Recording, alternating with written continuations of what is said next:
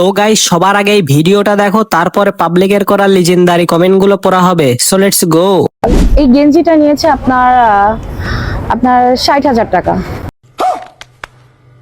ঠিক আছে, এটা আমি বসুন্ধরা থেকে নিয়েছি। আর আমার এই প্যান্টটা আসছে আপনার, এই যে আমার এই প্যান্টটা সাথে এটা বেল্টটা মানে এর সাথে অ্যাডজাস্ট করা। ওকে, এটা আমার হলো থাইল্যান্ড থেকে আসছে এই প্যান্টটা। খুব মানে ওইটার প্রাইসটা আমি জানি, এটা গিফটের। সো तो चलिए शुरू करते हैं। এটা আছে ভোয়ারের পাশের চেয়ারে বসা আন্টি হাসতেছে কিন্তু বোঝা যায়। বসুন্ধরা থেকে নিয়েছি। আর আমার এই প্যান্টটা আসছে আপনার, এই যে আমার গুলিস্তানে মনে হয় 50 টাকায় পাওয়া যায় এটা।